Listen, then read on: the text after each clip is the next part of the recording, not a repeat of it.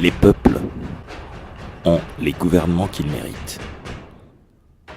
Ils ont les dirigeants qui se donnent. Dans une tribune publiée par Le Monde, sous le titre « La France n'est pas le gendarme du monde, l'ONU doit intervenir », l'auteur de cette tribune, le docteur Chloé Morel, historienne spécialiste des Nations Unies, rappelle que la France est clairement engagée militairement en Syrie et en Irak, et ce sur un mode croissant.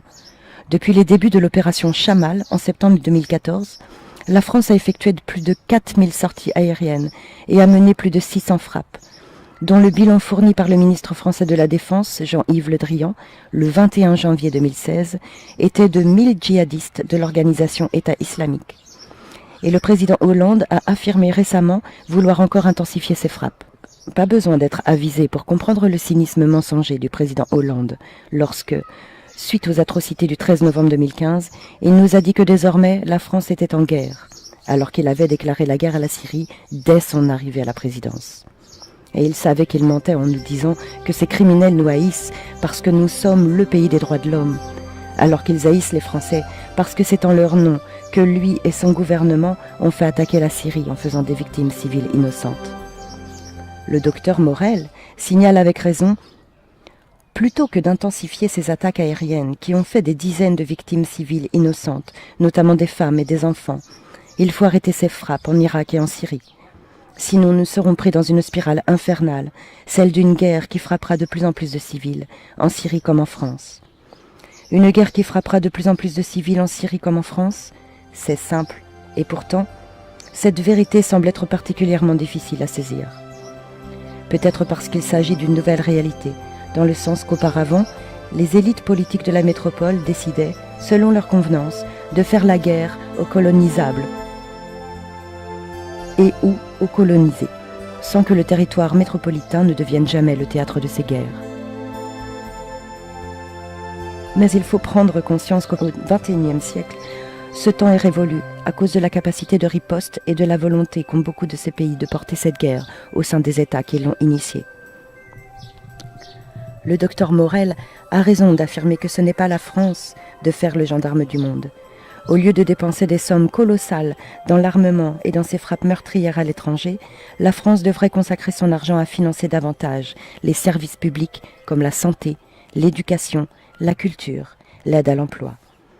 Ainsi, cela réduirait la fracture au sein de la société, le sentiment de beaucoup de Français de se sentir exclus, la frustration qui conduit bien des jeunes à se réfugier dans la radicalisation islamiste, et d'autres à adopter des réflexes xénophobes et à écouter les sirènes fascistes.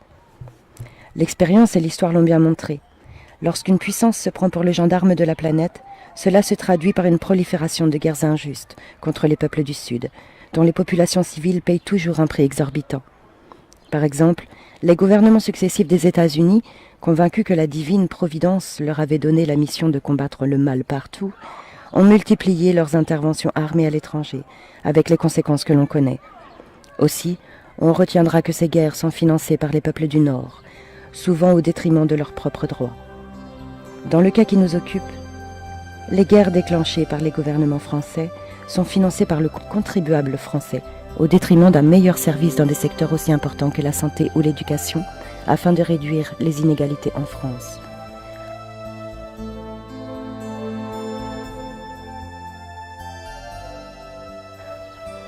Le contribuable français doit financer des guerres qui ont comme seul objectif d'assurer aux prédateurs occidentaux le contrôle et le pillage des matières premières qui se trouvent dans les pays du Sud.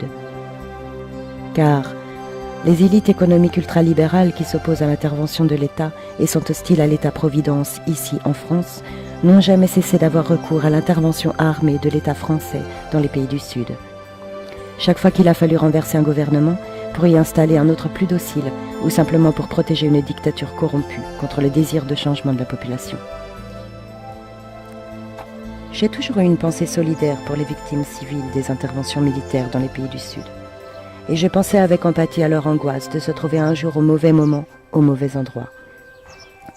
Mais c'est à présent que, la peur au ventre et la rage au cœur, je découvre, hélas, le malheur d'éprouver cette crainte que l'un ou l'autre des miens puisse un jour se trouver au mauvais endroit, au mauvais moment. Les hélicoptères de la sécurité civile et de nombreux militaires se déploient sur les lieux. Les ambulances, elles, évacuent les nombreux blessés, mais pour beaucoup, il est déjà trop tard. La préfecture des Alpes-Maritimes évoque un attentat. J'ai été certainement frappée par l'angoisse et ébranlée dans ma sensibilité de grand-mère le soir du 14 juillet, lorsque même des enfants ont été massacrés sur la promenade des Anglais à Nice. Maintenant, à partir de ma propre angoisse, je découvre le vrai enfer quotidien que vivent dans l'impuissance les populations civiles dans ces pays que nos gouvernements font bombarder au nom de la France. Il faut donc avoir l'honnêteté et le courage de le dire. La haine de ces gens envers la France et les Français devient une réalité instrumentalisée, comme c'est déjà le cas, malheureusement, pour frapper des civils en France, en rendant ainsi de plus en plus réciproque la violence criminelle.